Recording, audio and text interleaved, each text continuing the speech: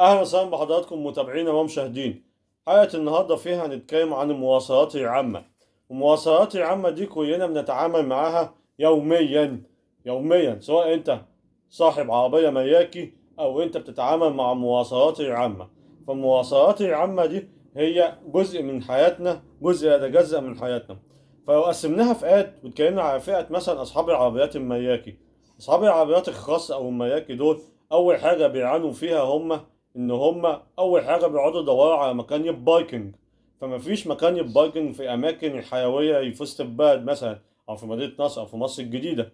فتلاقيهم وهم بيركنوا بتاع لهم السايس يقولوا اديني ابيع 20 جنيه في ربع ساعه. ايه يا عم انت مين انت اصلا؟ انت واقف هنا تعمل ايه اصلا؟ مين انت حضرتك؟ ده غير بقى قطع غيار بقت غاليه. ده غير بقى اللي هو ايه، اللي هو كمان غير قطع الغيار وغير البايكنج كمان البنزين بقى غالي. وبقت السواقة كمان مرهقة جدا إن أنت تمشي وتحضن وتركن وتروح وتيجي. نخش على فئة تانية، هي فئة الناس اللي بتتعامل مع سواقين التاكسي ووسائل النقل الإلكترونية هي زي أوبر وكريم. طب سواق التاكسي ده مبدئيا كده، مبدئيا أنت قبل ما تركب معاه لازم تسأله سؤال واحد: أنت حضرتك مشغل إيه عداد؟ أنت حضرتك مشغل إيه عداد؟ أقول لك أنا مش مشغل العداد، يبقى خلاص تمشيه. ما ينفعش تشتري لحمة من غير ميزان، ما ينفعش تشتري لبن من غير ميزان. فهو نفس النظام بالنسبة لسواق التاكسي. يعني ايه ياخدك من غير عداد؟ وخلي بالكم ان 70% منهم مشغل عداد سياحي. يعني المشوار مثلا لو الكيلو ب 3 جنيه، هو تلاقيه مشغله لك سياحي ان هو يعد بسرعة. والكيلو ما بيبقاش كيلو، الكيلو بيبقى مثلا ايه نص كيلو ولا حاجة، وتلاقي كل شوية عندك 3 جنيه 3 جنيه. فهتلاقي اللحية بتاعتك ام 60 70 جنيه كلفت 120 جنيه.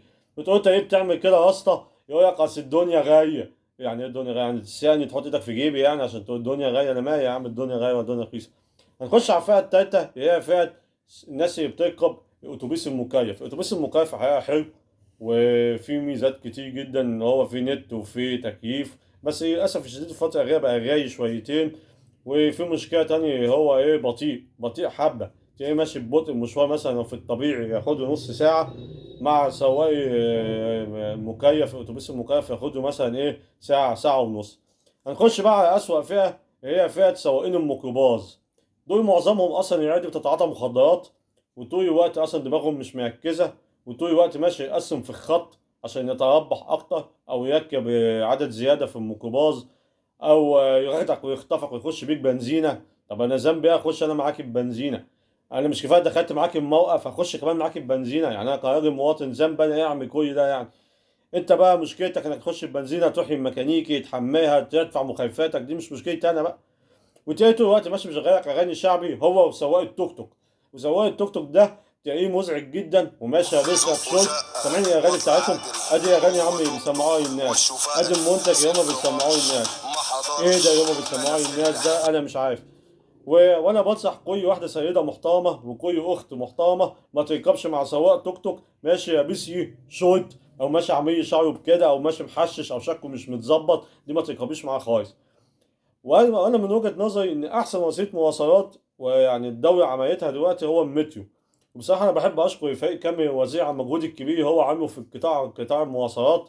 وهو فعلا عمل لنا قطر ترددي، وعامل اتوبيس مكيف، وعامل قطر مكهرب، وعامل منويه، وعامل كذا حاجة كويسة ان شاء الله تخدم حياة المواطنين وتبسطها.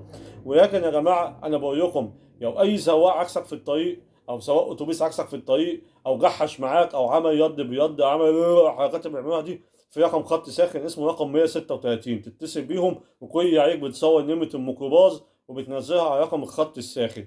وشكرا لحضراتكم.